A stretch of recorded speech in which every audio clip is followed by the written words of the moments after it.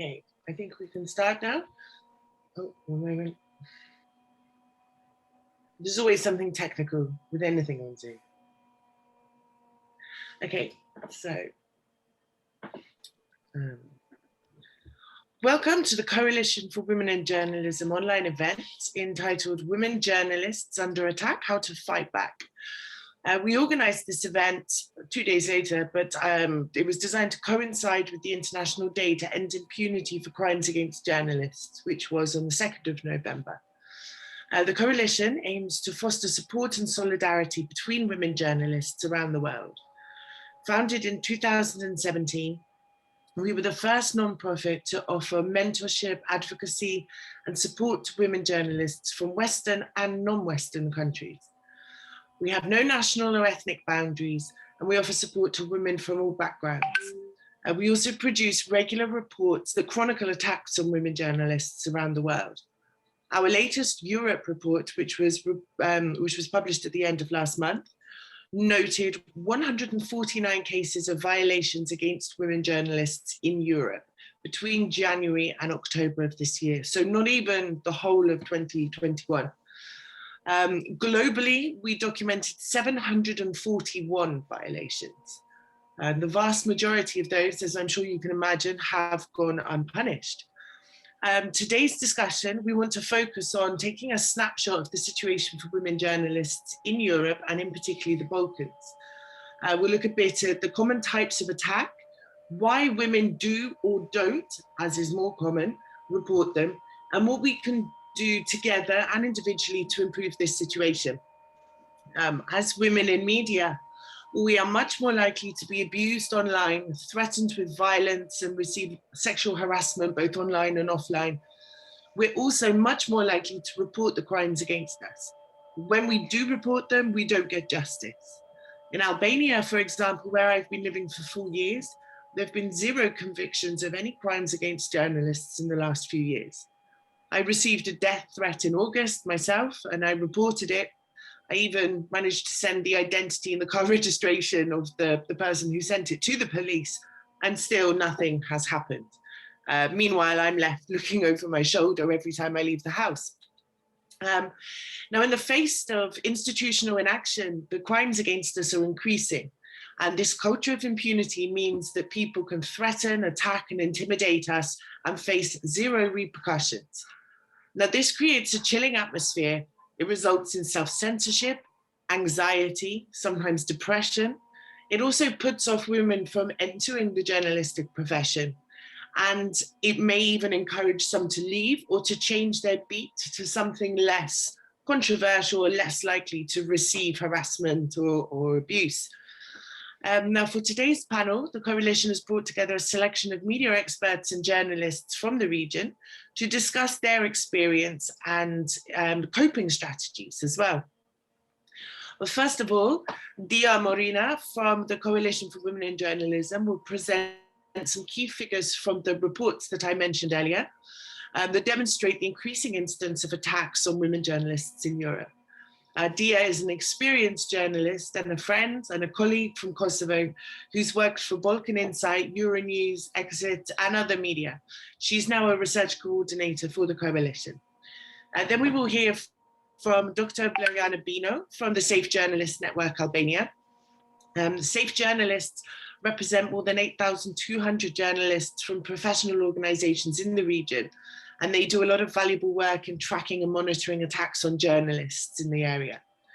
We will speak to Lindita Jela from the Organized Crime and Corruption Reporting Network. She will take the virtual floor to give an account of what it's like to investigate really serious organized crime and corruption in the Balkans, which is a pretty hostile environment when you bring those two things together.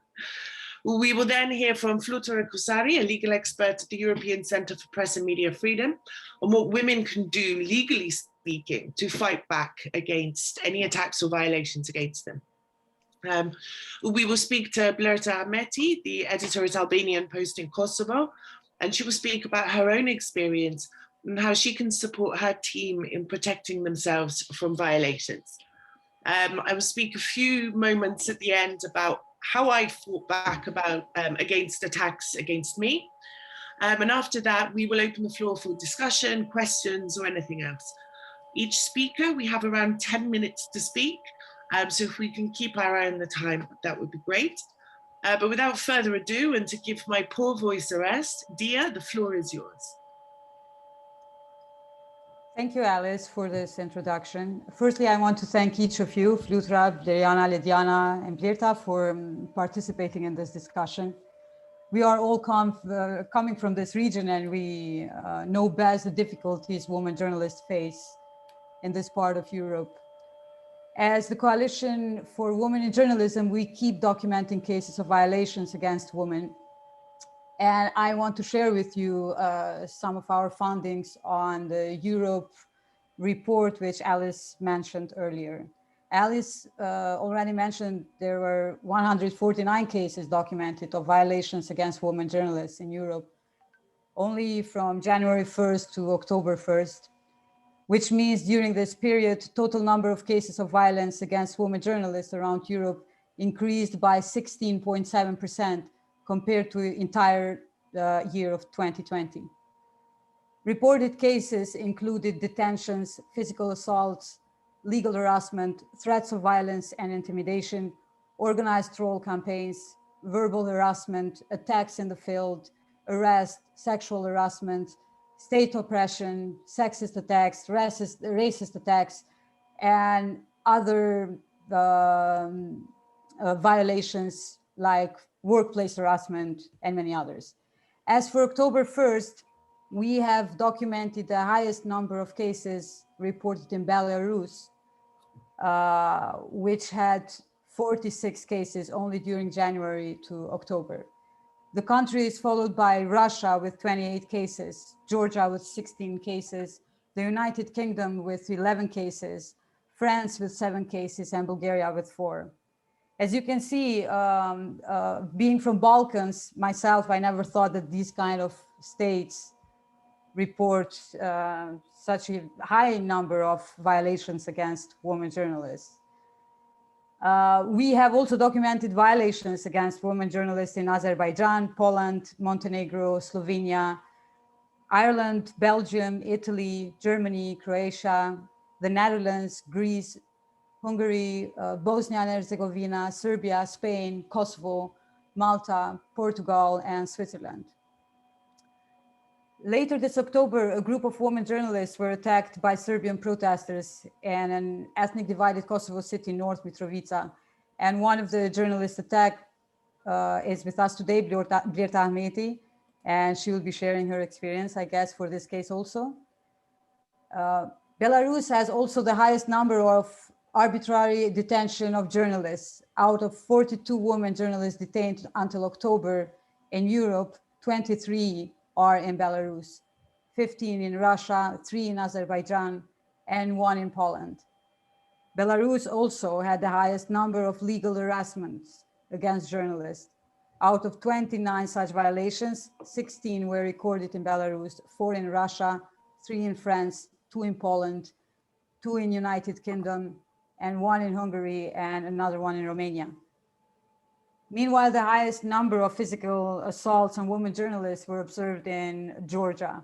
Out of 29 cases recorded, 16 were in Georgia, 2 in Russia, 2 in Montenegro, 2 in Germany, 2 in Bulgaria, and 1 case in each France, Greece, Albania, Italy, and Slovenia. At least 17 cases of women journalists were threatened with violence or intimidation across the continent. In Northern Ireland, we have one example on May 10. The award-winning crime reporter Patricia Dulvin was sent a horrific threat targeting her son on Facebook. She was threatened with sexual violence against her minor son. And most of us here are mothers, so we all know how sensitive and how bad it can go, all these organized troll campaigns online. 5 women journalists were attacked in the field this year, 3 in Russia, 1 in France, and 1 in Italy. 4 cases were recorded as verbal harassment against women journalists in Serbia, Croatia, Spain, and Montenegro. Other violations included workplace harassment in Croatia, one case of verbal attack in the United Kingdom, another case of state oppression in Belarus, one case of sexist attack in Malta, and one case of racist attack in Portugal. One of the main issues, especially in the Balkans, is that many of our colleagues do not even report cases for several reasons. I'm sure Flutra also will talk about this later. As I followed her reactions in social media, she has been very vocal in all this. I myself witnessed it several times when I asked colleagues in Kosovo why they wouldn't report any threat that I've seen in social media against them. And the answer is very simple. Like they don't trust the justice system, or it takes very long time for the cases to be solved, or not at all. So it's just time consuming.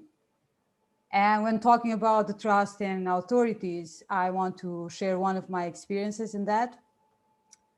After attending a conference in Sarajevo in Bosnia and Herzegovina, it was a conference on war crimes. Me and around 7 other journalists, we were traveling back to Kosovo, and we had to go through a tunnel which connects Albania and Kosovo. For 5 kilometers, we were chased and 3 times attacked by 2 very expensive cars, which obviously were aiming to just hurt us. But we were treated really well professionally by the police of both countries, and we were followed to our homes with, like escorted with police, with special units, and nothing happened after that. It happened in 2016. I was never called from any investigator, any prosecutor, so I have no idea what was that about. I know that me and another colleague were covering a case in the court in Kosovo, which was very sensitive, connecting Bosnia and Kosovo in some drug business. Is known the Balkans Escobar Nasser Kelmendi. I know that it was only me and this guy following the case on the trial back then, but we still have no idea who those people were, why did they attack us, or which story was, maybe war crimes also, which is a very sensitive topic in the Balkans. But we have no idea from the authorities what happened. So I kind of understand in a way why many journalists are just not trusting the justice system in Kosovo. I am really willing that my colleagues from, especially from Kosovo, but from all the region, will keep reporting these cases, because you never know when something is very serious, and receiving a message on social media threatening any of us should be a very serious signal to all the authorities, and should not be waiting for only for journalists to report those cases, but also should be targeted from the justice authorities. As a Coalition for Women in Journalism, we will keep documenting every single violation reported from journalists, with a hope for our colleagues to not hesitate to report violations, and for these institutions to deal with the cases with priority. I want to thank you all for all your contribution in industry. Each of you, I've been following your work, and please don't hesitate to ask any question. I'm going to share our report with you in the chat here for more detailed data. Thank you. Thank you very much, Dia. Those are some sobering statistics. I mean, a country like Belarus, which is going through sort of immense turmoil at the moment for the past year or so, you sort of expect that there are going to be issues like this, but hearing so many cases on our doorstep and in other parts of Europe is quite sobering. Bleriana, I want to start with a quick question. Now, this ties into what Dia was saying, where we understand there's a high level of impunity in the region. And this, I mean, it appears to be a global issue, but let's look at the Balkans for a second. Why do you think the authorities are not interested in prosecuting, convicting crimes against journalists? Okay, if it's maybe a political attack or something like that, you know, I could see why, but a journalist getting a death threat or being attacked by someone on the street? Or why don't they care? Thank you, Alice. Thank you for making me part of this panel. It is a pleasure to be among these great ladies, I would say, and thank you again for the work that you are doing. Actually, as part of the network, as you introduced, we have looked into this issue in the framework of two research for advocacy reports that we produce. One is the annual indicator on the level of media freedom and safety of journalists in particular, that is produced annually by the network for each of the members, so basically the 6 Western Balkans plus Croatia. And for the first time this year, we have launched recently the index for the safety of journalists in the Western Balkans. And it looks particularly in terms of legal framework, due process, due prevention, and actual attacks on journalists. And one of the things that we learned on the way while preparing these annual reports on this index is that we needed to include specific indicators for women journalists to account for the specific challenges actually that they face in the workspace, but also in terms of accessing justice and receiving justice in cases when they are attacked. So for instance, we have included specific indicators such as women journalists have access to legal measures and support mechanism when faced with gender-based threats, and also a specific indicator on issues of online harassment that we learned from the previous reports and other studies in the region, that is the online harassment and digital safety is becoming particularly concerning for women journalists compared to men. So there are some, in response now to going back to your question, we see that there are some structural factors to account for this lack of interest, let's say, from the authorities, some cultural as well, but also some specific institutional constraints, at least in these 6 Western Balkan countries that we've investigated, plus including Croatia. And I need to make a disclaimer, because when we had Croatia on board, we thought that, you know, a EU member state, so we were expected that it would lead the way in a sense, you know. But if you see the index, and I can share with you the link later on in the chat,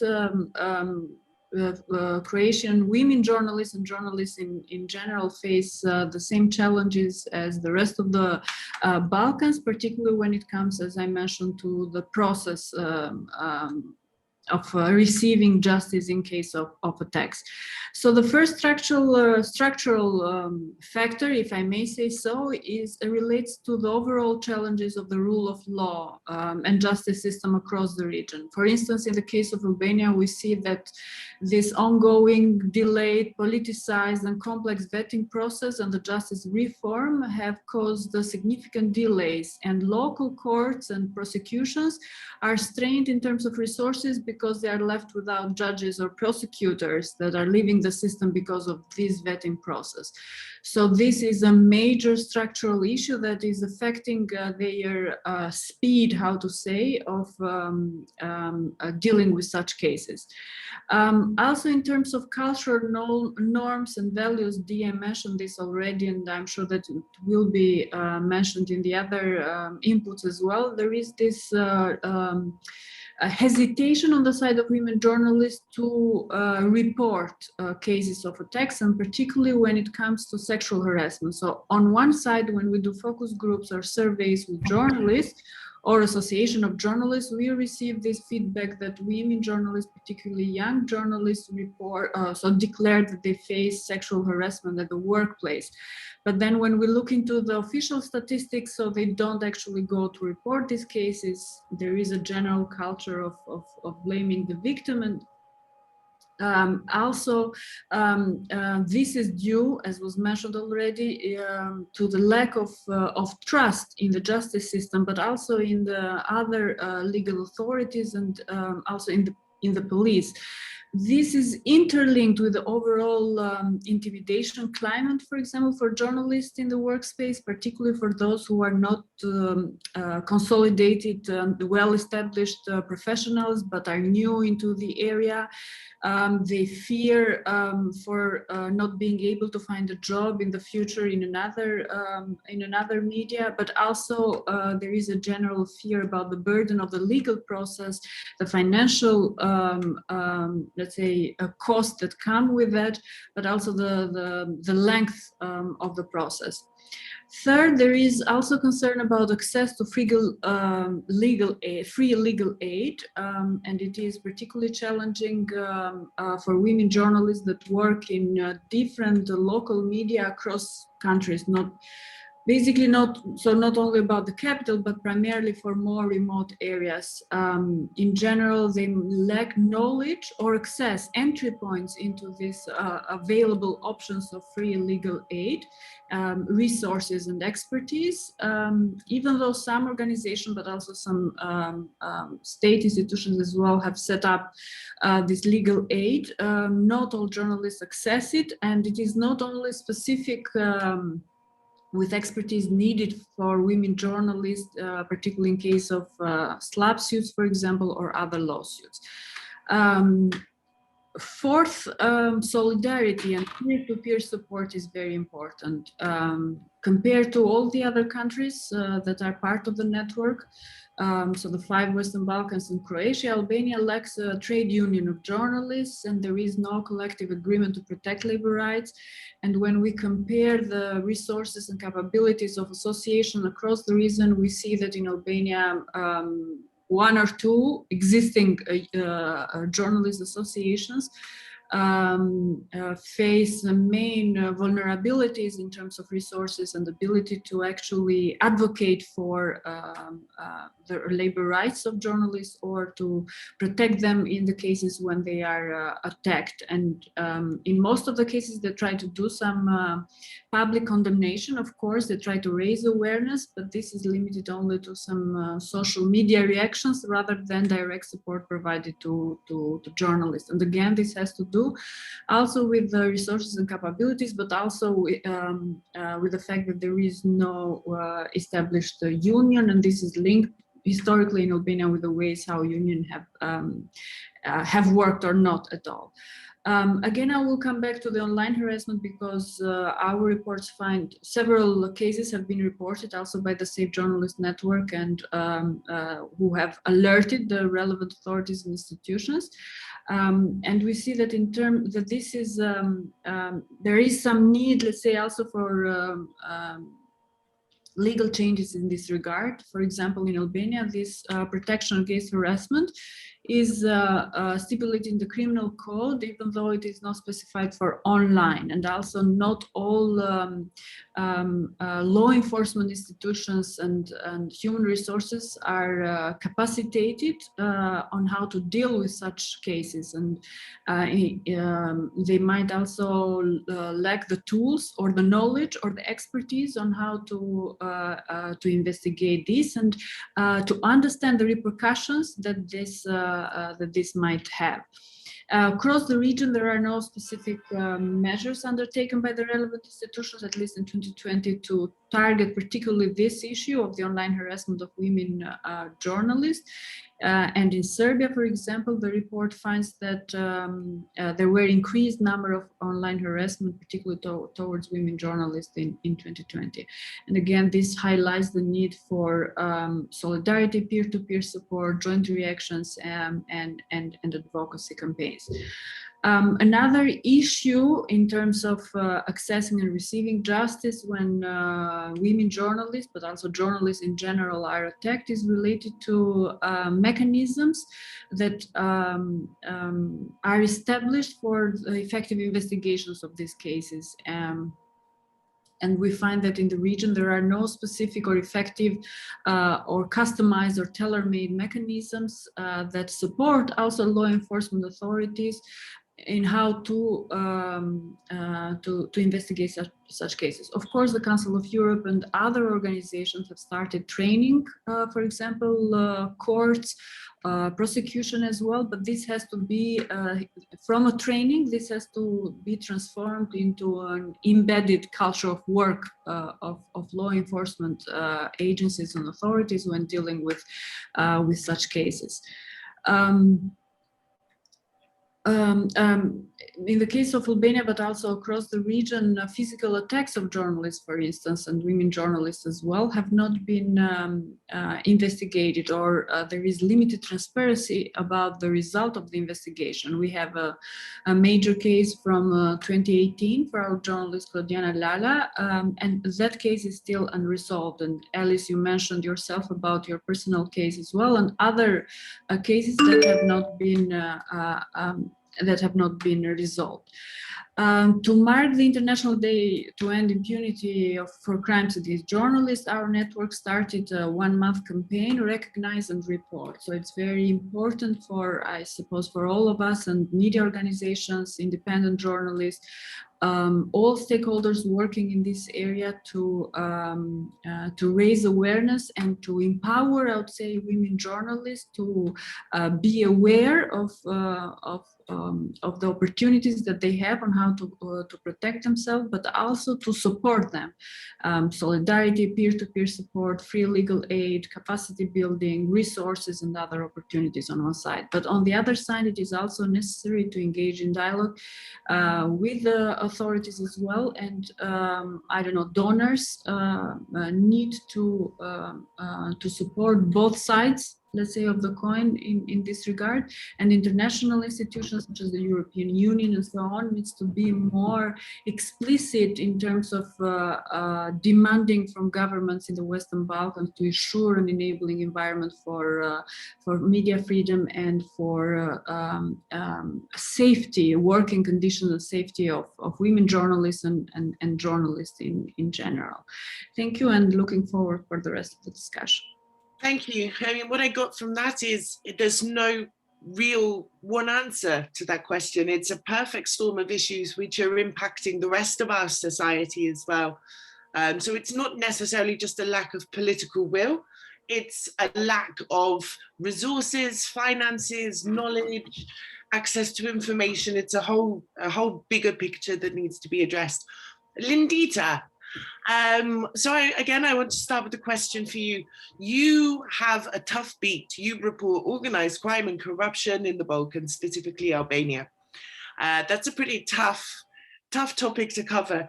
Now, I just want to ask, do you ever feel like the stress that comes with that, the potential threats, the sort of implications, have you ever thought of changing your beat to something less volatile, like food journalism or something? Has it ever occurred to you? Thank you for having me, Alice. And I think it's much better to discuss at first and later on to make some strategy or to find a way how we can help each other. So thank you for having me here to tell me to express my experience. So what I wanted to share with you, it is how I have been feeling right now since that I'm doing these professions for more than 15 years. So I know that I can tell you that since I was in high school, I dreamed to become a journalist. But at the time, I even thought that to be a woman, it's playing such a key roles, let's say, on these professions. In a particular society where, since you are a child, because I wanted to speak a little bit in our traditional culture, how it is in Albania, but we should know that since we are a child, the education we got, it is to serve the oldest men at the home. Imagining a little bit what happened when you choose professionals that, in my knowledge, until the late 2000s, it was dominated by the men. I remember very well that before that I learning the way to report the news. I learned how to survive and to move forward in a professionals that I dreamed since I was a children, young girls, let's say. Little by little, I learned to accept the man's vices, as it was, I think, as a way to be accepted or even a way to be protected myself. I wanted to tell you or to share with you that I will never forget the first time that I drank for the first time, raki. All of us knows how strong it is, this alcoholic drink. I was, at the time I was a student, I worked for Republika newspaper. At the time it was the biggest one in Albania. I covered cultures. So I arranged to make an interview with Dr. Agoli. Maybe most of you knows that he was the best writers in Albanian one. And I was at the moment I was very, let's say in panic, because I think a little bit you are a young one, you are in your first steps, and you are going to make, not only to meet, but even to make an interview with the best writers we have. So his wife, Sadia, waiting for us, and immediately after we had settled down in his office, let's say, Sadia brings us raki and coffee. But at the moment, I was terrified because I didn't drink never raki. But on the other hand, I have even afraid not to be misunderstood or not even to lose the opportunity to make the interview. But I said to Dr. that I'm sorry, I cannot drink raki. I have not done till now.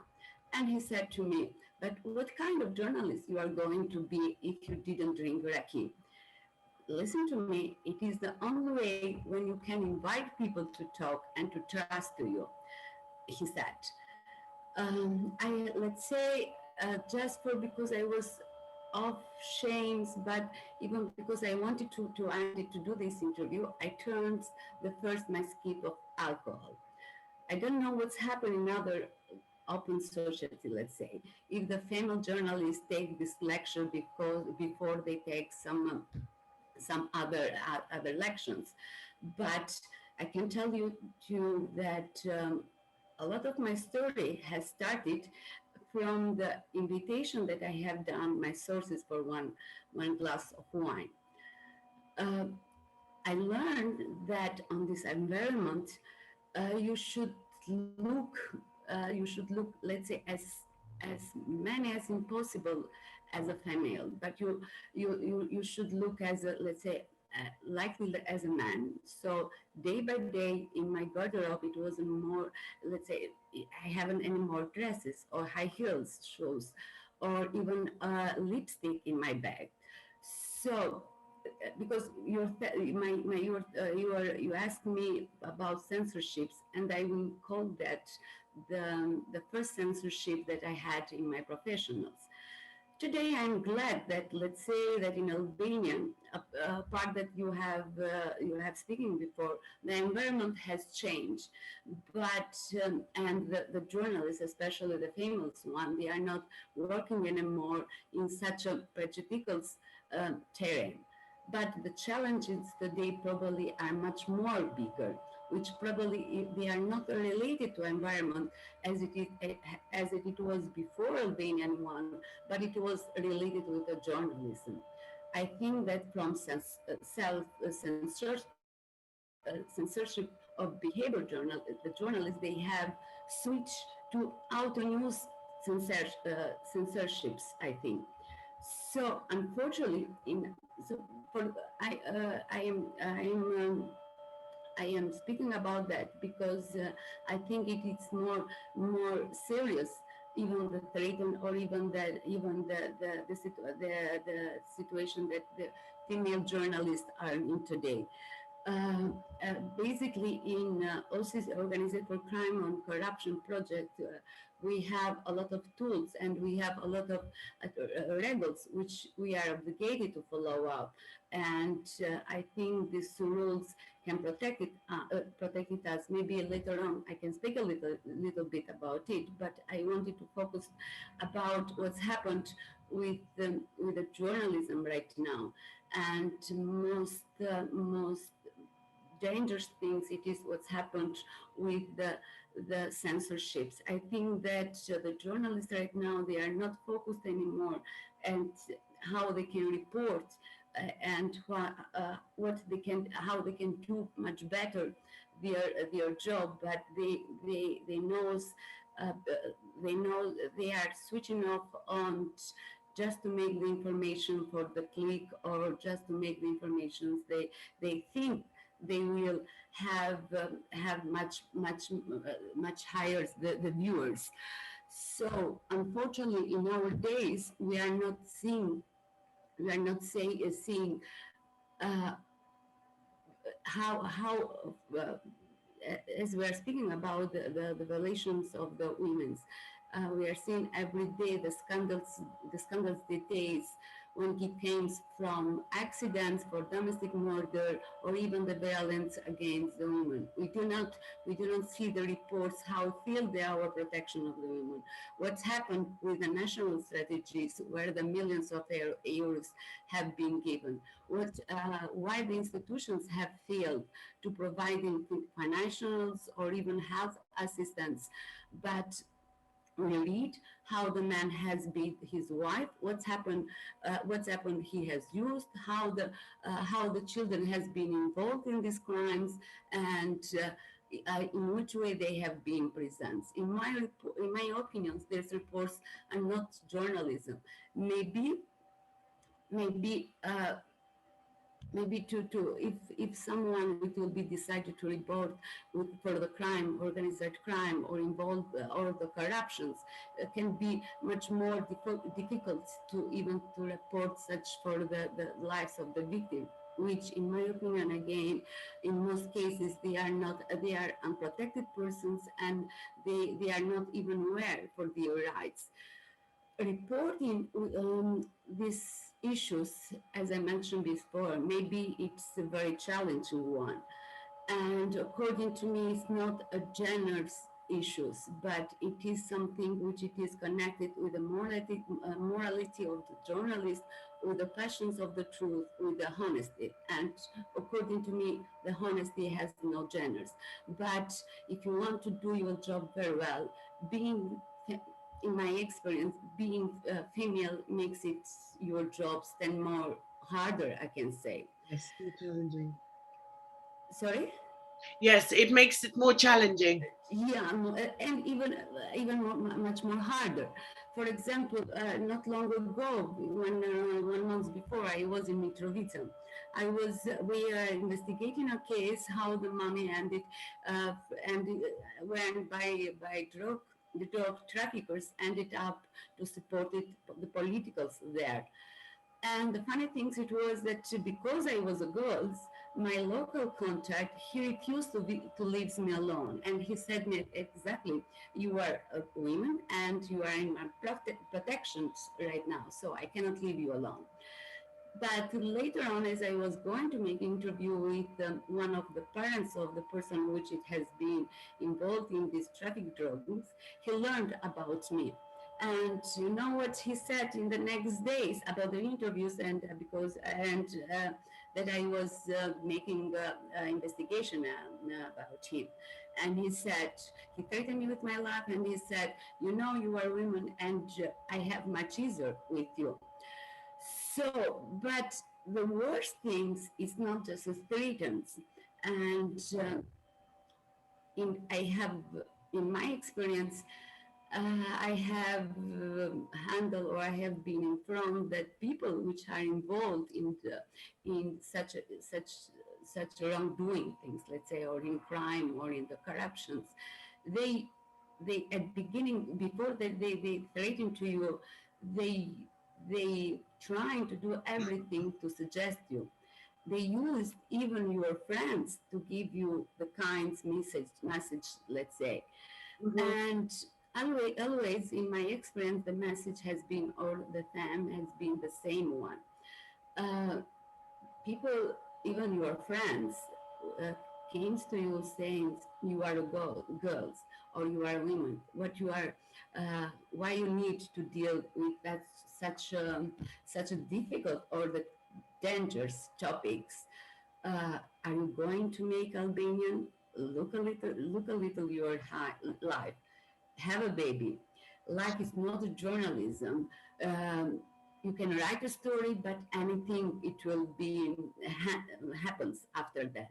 So why you put your life in dangers? And those words, it came from your parents, and I'm not saying that.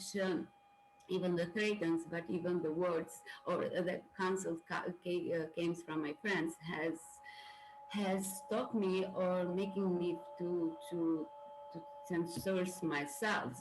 But for sure, my feelings. So it was hard even to accept this one. Because at minimum, what you are waiting for, it is the support for your friends, with Yes. the people that, yeah, with the people they, you understand very well that the people that you are making your stories, it's normal that they can be angry against you, but from your friends, it's something that sometimes it's make you discouraged, very in bad conditions, let's say, Yeah. for moments, but later on you started on your job and... I have to stop you there just for a moment. I'm so sorry, but because of the time, I have to move on to the next speaker, but we can come back to this at the end when we have a discussion. I hate to interrupt, but we do have to stick to the time for now. No, but the last yes. things that I was just to end a little bit. Tell me. We should know in nowadays, the people which are involved or which threaten us, nowadays they didn't want it exactly to kill or even to threaten the journalists or to kill journalists. They want just to kill the journalism. So I am very, let's say, very aware about that.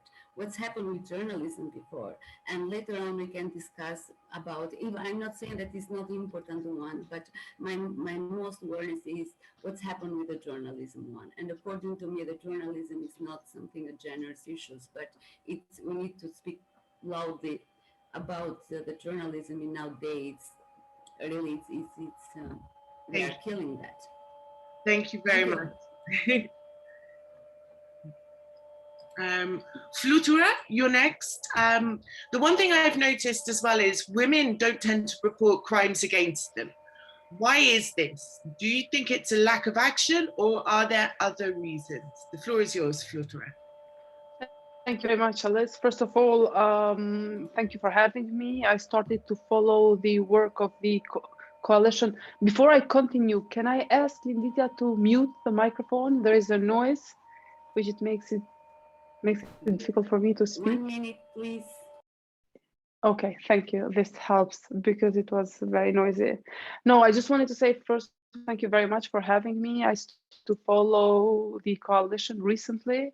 Firstly, because Nick Williams, who was my colleague, joined you. And secondly, because of Dia. Dia is a respected journalist in Kosovo, so very happy to be part of this collaboration, and I hope we will collaborate in the future. Now, I would like to start with a rhetorical question, because I think it's important to note this is a week where we talk a lot about ending impunity for crimes against journalists. And the question that I need to ask is whether prime ministers across the Balkans have said any word at all on 2nd of November. I was very sad to see that the Prime Minister of Kosovo, Albin Kurti, and as far as I could follow other politicians as well, didn't say a word on this day. And although it's very basic, although it's symbolic, it is important because on this day, politicians can use the opportunity to reiterate how important the role of journalists is. to recognize their role, and also to commit to respect their freedom.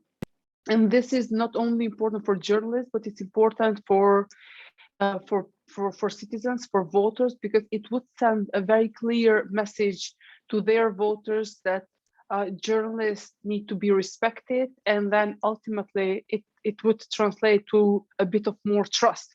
So just to say, it's sad to have politicians in the Balkans who don't use these days to commit to protect and safeguard journalism. Now, what women can do to legally counter attacks against them, this is the question that Alice asked, and also the question of my part. It's a difficult question. I think first and foremost, let us not forget that states have positive obligation to ensure journalists work in a safe environment. So the burden, the liability, the responsibility lies with the state.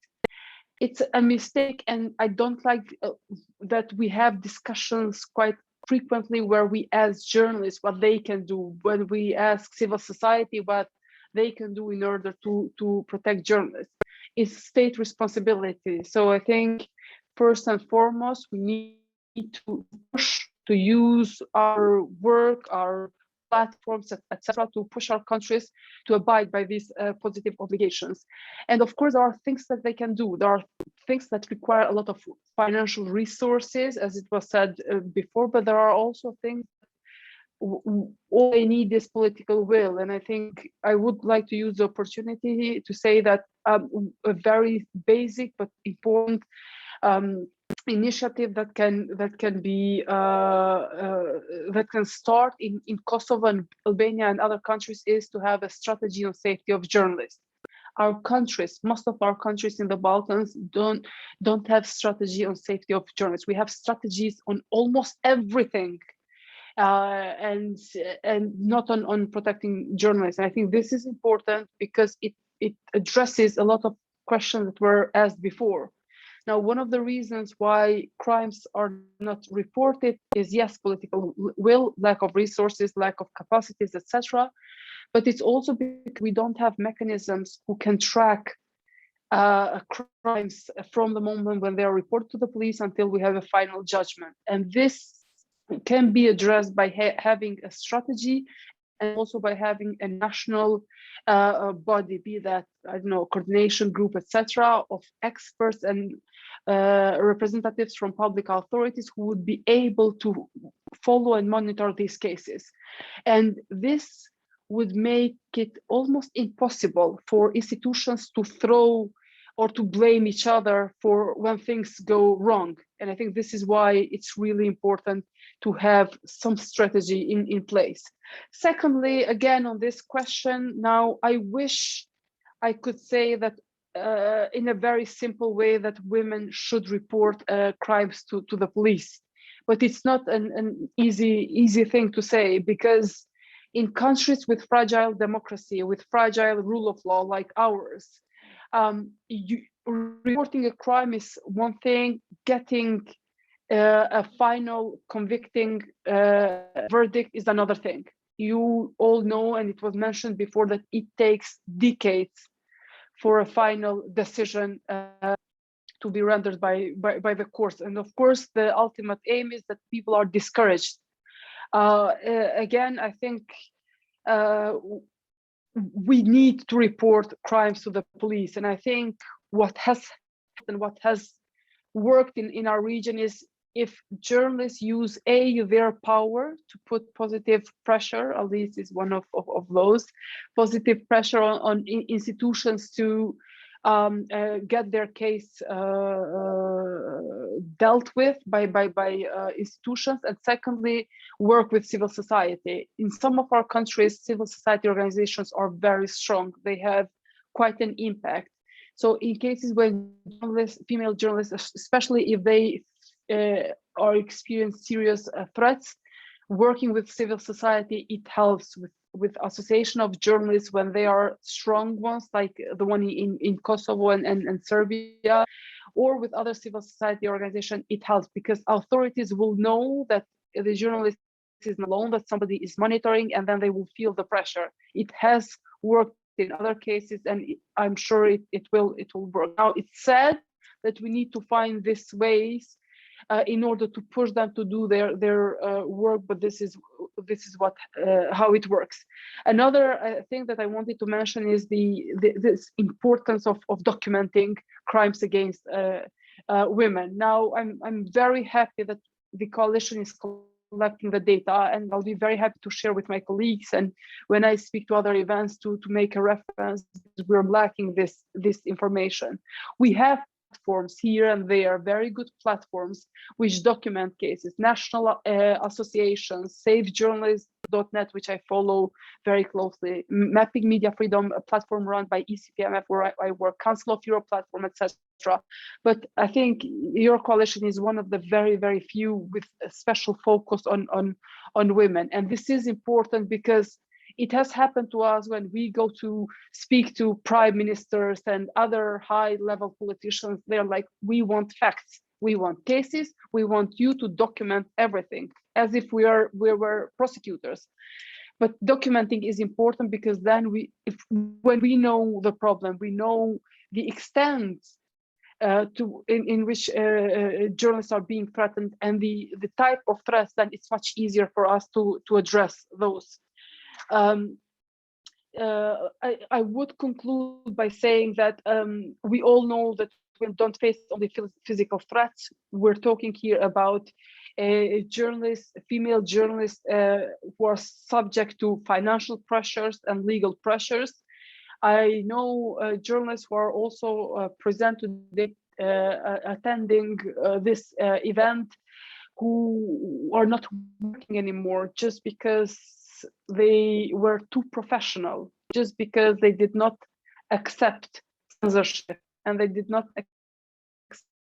accept to accommodate different interests. And in these cases, when they are fired or they are forced to leave, financial assistance is crucial. And here I would like to make a reference to Media Freedom Rapid Response, MFRR. This is a joint project which is run by ECPMF, Article 19, EFJ, IPI, all of us together there. We provide financial support for journalists.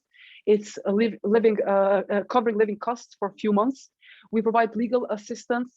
If you're sued, if you face legal threats, we're able to provide financial support to pay lawyers' fees. And there are also other organizations such as Rory Peck Trust, Reporters Without Borders, MLDI, all these organizations supporting women. Now, of course, we cannot replace the support that should be given to female journalists by states. What we're trying to do is only in cases when journalists are facing serious threats and they are in a very difficult conditions, we try to contribute with this support. And we've seen cases when this helped quite a lot. I will conclude by saying that it's very important that all of us use to the extent we can the international community. We know how Balkan works. We know there is a lot of international community. In some countries, they are much more active, like in Kosovo. In some countries, not that active, like in Albania.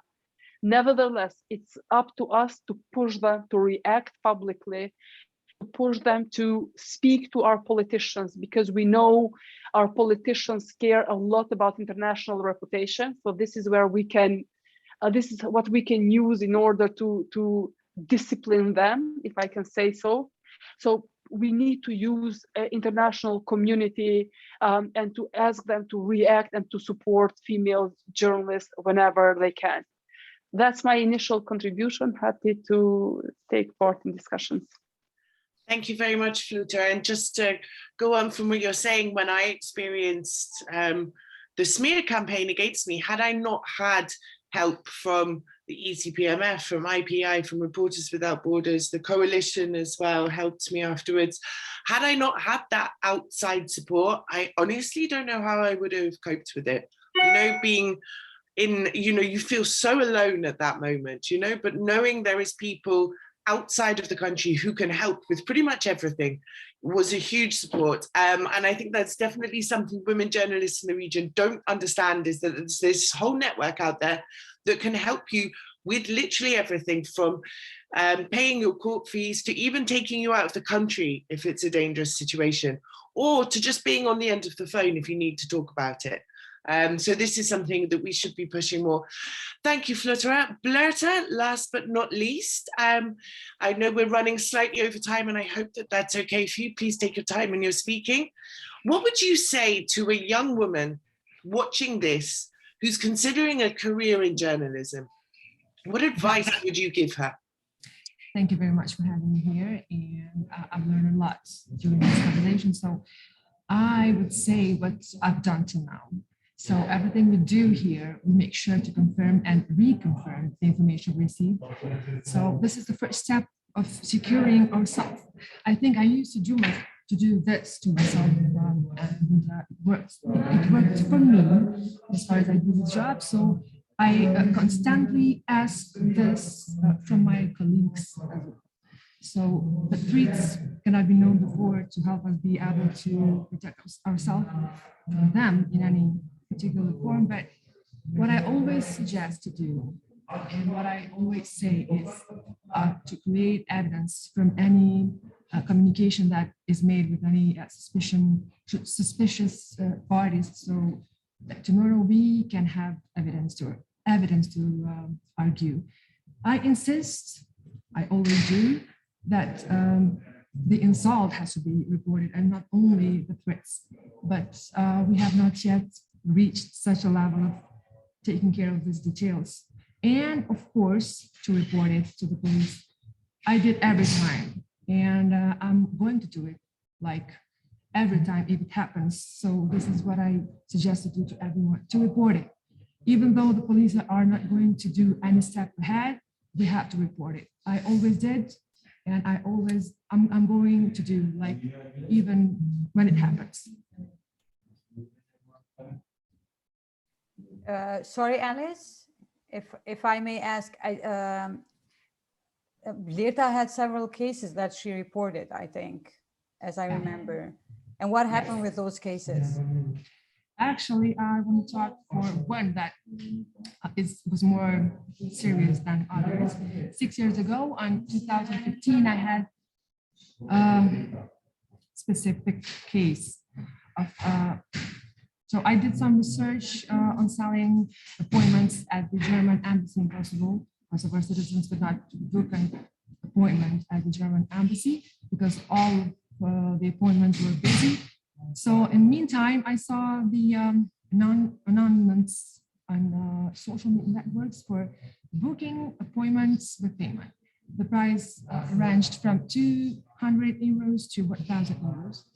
I applied as a citizen to buy an appointment, but before depositing the money, I asked to meet the seller in person and to give him the money. So I put a small microphone on my body. The cameraman was positioned a few meters away, and we filmed the whole conversation. So we found out that the seller, the guy, had relatives at the embassy who made appointments and sell them later. So after the story was published on Kosovo TV, where I used to work for almost 10 years, the embassy reacted by not accepting it as true. But in the evening, I received a threat on social media, like, for the action you did, you will not be able to live anymore, something like that, if I do remember correctly. So I was terrified. But after that, I reported the case to the police. They started the investigations, opened the case, and at the moment of interviewing the suspect, he apologized for the threat he made, and the case was closed. So that is all the prosecutor, that is all the thing that happened. The prosecutor did not find any reason to act or to go forward with this case. So it was just closed and nothing happened yet. And I still don't know anything, like if the prosecutor did anything forward or not. You're muted, Alice. You're muted. Bletta, as an editor, as someone working in the newsroom, what do you do to support your colleagues if they are threatened, if they're harassed online? Do you have processes in place to support them and guide them? What else can we do? Just to call police and report the case. This is the first step that I suggest for everyone to do. I don't see any other way to do it. I also ask something, Blerta, when you assign tasks to journalists, depending on the topic, do you have to think which topics can be covered by women and which not? Not in the sense that women are not able to cover, but in the sense of threats that are posed to them? Or is this something that you wouldn't think about? I didn't listen in the beginning of when you assign to journalists to cover different topics, okay, would you have to think about whether women can be sent to a certain place, etc., or cover a certain topic? Or is this something that you don't think about? Not in the sense that women are not able to cover it, but in the sense of threats being made towards them, and also then knowing that the police will not act, especially when women are threatened. No, I never thought that way. Actually, if any story has to be covered, I do not choose if there's going to go a girl or a boy journalist. But actually, I used to cover different stories. So I think it's not the reason just you're a girl journalist, female actually, and the police and the government is not going to not protect but take you seriously. I think if the case is serious and if you report it and tell that was really serious, they are going to take you seriously. For example, I had some I knew some friends and they told me that they reported some cases, but the officer did not take them seriously. And when they showed or tried to prove what they had, I didn't believe them myself. So I think if you trust the thing at first, they are going to trust you. Thank you very much, Bletta.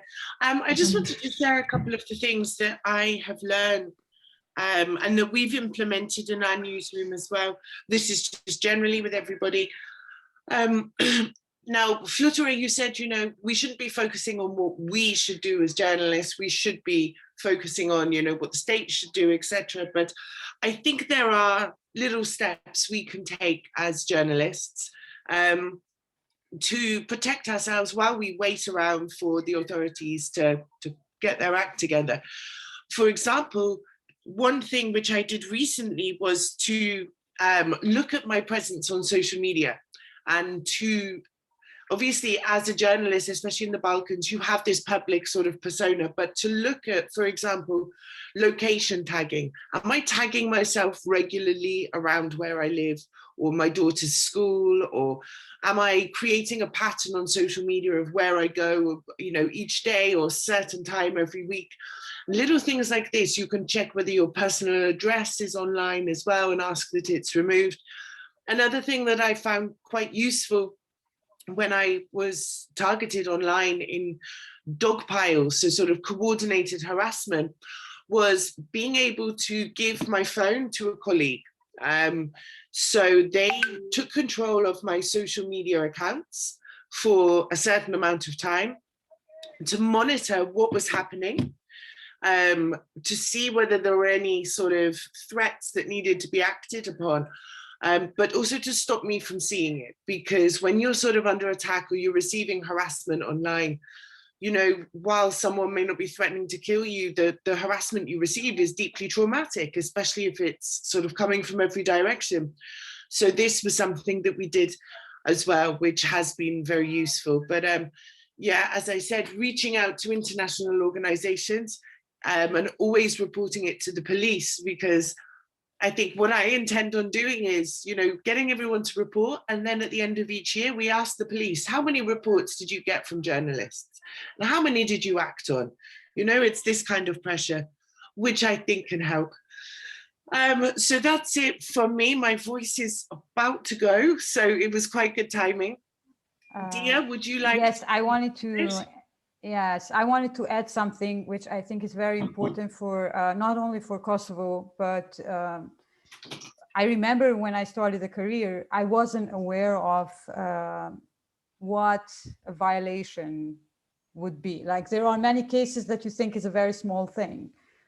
When Blirta was talking about some cases, I remembered we were sitting with my colleagues after covering some very important political issues going on in Kosovo back then. And at some point, we were young in the industry. Like, both me and my colleague, we just started working on TVs, and we didn't really go that much live on cameras. It was just the beginning, I think the first months. But my colleague was investigating some very big corruptive issue, and she didn't still show her face. So this guy who was involved in the investigation, he walked in and he was talking to some other person who was sitting with us on the table. And then when my colleague said hello, he went a bit closer and he said, "Can you please talk again? This voice, I know this voice." And I didn't know what was going on, but the thing was that that guy was mentioned in my colleague's investigation. So we wanted to make sure, this is the voice I heard from TV, which now I would right away go to police and report the case, because he was saying, it's very nice I met you. I want you to look after your stories. So what I'm trying to say here is that, especially in this region, it should be acknowledged what a threat is or what a violation is.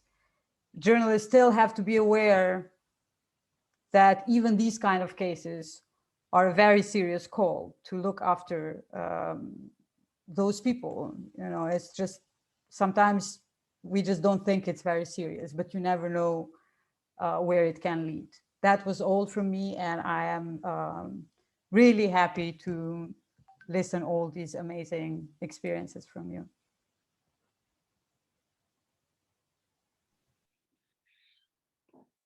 Is there anybody who has any questions or who wants to say anything else? Dia, if you want to take over from here, because my voice is...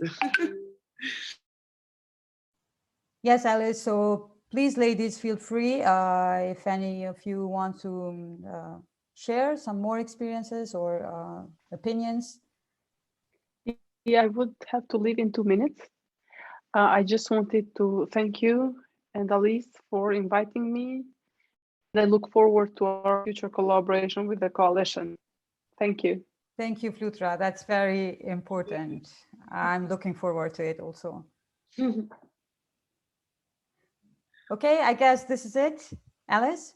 Yes, no, I was just going to say, for anyone in Albania, we're organizing the coalition is organizing a meetup on Saturday at 11 o'clock in the morning for women journalists. So if you want to come, you're more than welcome. There will be cake and coffee and a small gift. Just send me a message and I'll send you all the details. And I look forward to seeing you all on Saturday if you can make it. And thank you for coming to this event. This is it from me. My voice is gone. Thanks a lot, Alice. Thank you, everybody. Thanks for joining. Bye. Bye.